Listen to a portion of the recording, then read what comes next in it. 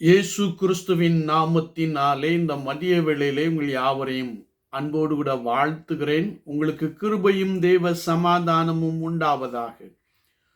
குயவனே என்ற நிகழ்வின் அடிப்படையிலே நாம் இதுவரைக்கும் இருதயத்தை குறித்தும் விசுவாசத்தை குறித்தும் நாம் தியானித்து வந்தோம். இந்த தியானங்களிலே அநேகர் என்னோடு கூட பேசின பொழுது, இருதயத்தை குறித்து இவ்வளவு காரியங்கள் இருக்கிறதா என்று கேட்ட கர்த்தருடைய மனிதர்கள் உண்டு. விசுவாசத்தை குறித்தும் என்னோடு கூட பகிர்ந்து கொண்ட அநேகர் உண்டு.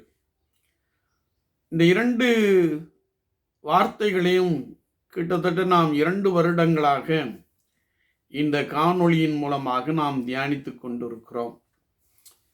இன்றைய தினத்திலிருந்து அன்பை குறித்து நாம் தியானம் பண்ண போகிறோம். குயவனே என்ற நிகழ்வின் அடிப்படையிலே அன்பை குறித்து நாம் தியானம் பண்ண போகிறோம். இதற்கு ஆதாரமாக யாத்ராகமத்தின் புஸ்தகம் 20ஆம் அதிகாரம் 6ஆம் வசனத்தை நாம் வாசிக்கின்ற போது, ஆண்டவராகிய தேவன் நம்மை பார்த்து சொல்லுகின்ற போது, என்னிடத்தில் அன்பு கூர்ந்து என் கற்பனைகளை கை கொள்ளுகிறவர்களுக்கோ 1000 தலைமுறை மட்டும் இரக்கம் செய்கிறவராக இருக்கிறேன் என்று சொல்லுகிற ஒரு வசனத்தை நாம் வாசிக்க முடியும். என்னிடத்தில் அன்பு கூர்ந்து என்று ஆண்டவர் சொல்லுகிறார். ஒவ்வொரு பரிசுத்த திருவிருந்து ஆராதனையிலும் நாம் இந்த வார்த்தையை வாசிப்பது உண்டு. நீங்கள் உங்கள் முழு இருதயத்தோடும், முழு ஆத்மாவோடும், முழு மனதோடும், முழு பலத்தோடும் அவரில் அன்பு கூர்ந்து என்று நாம் கர்த்தருடைய வேதத்திலே தெளிவாய் வாசித்து அறிய முடியும். வேதத்தை நாம் வாசிக்கின்ற பொழுது, ஆண்டவர் இந்த உலகம் எல்லாவற்றையும் படைத்தார். இந்த படைப்புகள் எல்லாவற்றிற்கும் மேலாக மகுடமாக மனுக்குலத்தை தம்முடைய சாயலாக படைத்தார்.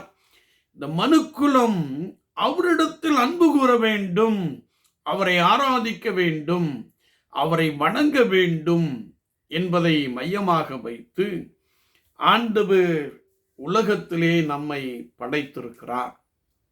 எனவேதான் நீங்கள் என்னிடத்தில் அன்பு கூற வேண்டும் என்று சொல்லுகிறார். ஒருவேளை கர்த்தருடைய ஜனங்கள் மாத்திரமல்ல, உலகத்தில் உள்ள எந்த ஒரு மனிதனும் கர்த்தராகிய இயேசு கிறிஸ்துவின் மீது அன்பு கூறுகின்ற பொழுது அவர் அதை ஏற்றுக்கொள்ளுகிறார், அதை அவர் விரும்புகிறார் என்று வசனம் நமக்கு தெளிவாய் கற்றுக் கொடுக்கிறது.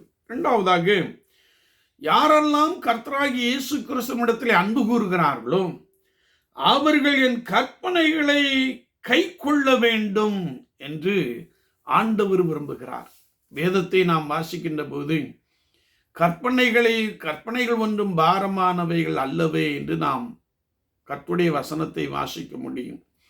கற்பனை ஏன் நமக்கு ஏற்படுத்தப்பட்டு இருக்கிறது என்றால், மோசே என்ற தீர்க்கன் மூலமாக இஸ்ரவேல் ஜனங்கள் அல்லது கர்த்தருடைய ஜனங்கள் நன்றாயிருப்பதற்காக, கர்த்தருடைய ஜனங்கள் கர்த்தரை நோக்கி பார்ப்பதற்காக, கர்த்தருடைய ஜனங்கள் இந்த உலகத்திற்குள்ளே வாழ்ந்து கொண்டிருந்தாலும் அவர்கள் இந்த கற்பனைகளின் வழியாக ஓடுகின்ற பொழுது அவர்கள் கர்த்தராகிய ஆண்டவரிடத்திலே மிகுந்த நெருக்கம் உடையவர்களாக காணப்படுவதற்காக ஆண்டவர் இந்த கற்பனைகளை எல்லாம் ஏற்படுத்தி வைத்திருப்பதை நாம் தெளிவாய் அறிந்து கொள்ள முடியும்.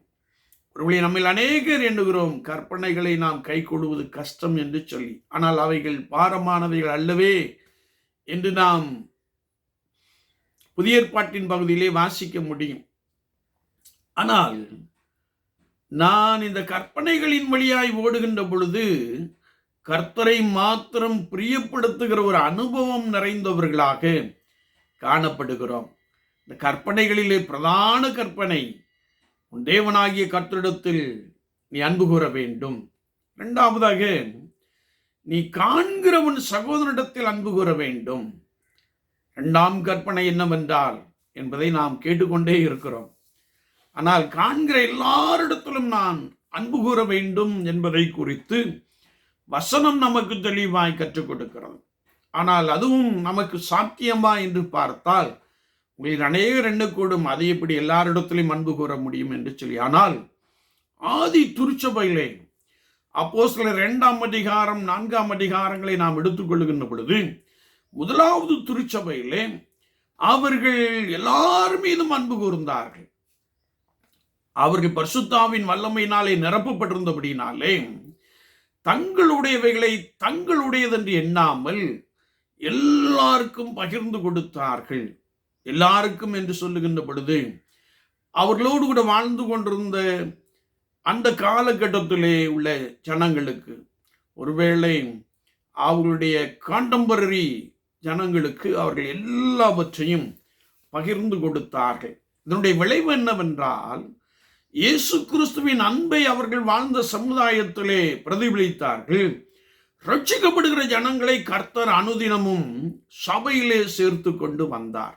அப்படி என்றால் நாம் எல்லார் மீதும் அன்பு கூற முடியும். அதற்கு அச்சாரமாக அப்போஸ்தலர் 2ஆம் அதிகாரத்திலே சொல்லப்பட்டிருக்கிற பரிசுத்த ஆவியின் வல்லமையினாலே நிரப்பப்பட்டு பற்பல பாஷைகளை பேசுகின்ற ஒரு அனுபவம் வேண்டும் என்பதை குறித்து ஆதி திருச்சபை நமக்கு தெளிவாய் கற்றுக் கொடுக்கிறது. என்னை கேட்டுக்கொண்டு இருக்கிற என் அன்பு சகோதரனே, சகோதரியே, முதலாவது நீங்கள் நம் தேவனாகிய கர்த்தரிடத்தில் நாம் எல்லாரும் அன்பு கூற வேண்டும். அவருடைய கற்பனைகளை கை கொண்டு நடக்கின்ற பொழுது ஆண்டவர் நமக்கு மாத்திரமல்ல 1000 தலைமுறைக்கும் இரக்கம் செய்கிறவராக இருக்கிறேன் என்று சொல்லுகிறார். ஆண்டவருடைய இரக்கத்தை பெற்றுக் கொள்ளும்படியாய் கர்த்தராகிய தேவனிடத்தில், கர்த்தராகிய இயேசு கிறிஸ்துவினிடத்திலே அன்பு கூறுவோம். நாம் கற்பனைகளின் வழியாய் ஓடுவோம். ஒருவேளை நாம் கற்பனைகளை கொண்டு கர்த்தருக்கேற்ற மனிதர்களாய், கர்த்தருக்கேற்ற பரிசுத்தவான்களாய், பரிசுத்தவாட்டிகளாய் பிரித்தெடுக்கப்பட்ட அனுபவத்திலே பலமாய் காணப்படுவோம். ஆண்டவர் உங்களுக்கு இரக்கம் பாராட்டுகிறார். உங்களுக்கு மாத்திரமல்ல, தலைமுறைகள் தோறும் அவர் இரக்கம் பாராட்டுகிறவராக இருக்கிறார். ஆண்டவர் தாமே இந்த வார்த்தைகளை கொண்டு உங்களை பலமாய் நடத்துவாராக. ஆமீன், ஆமீன்.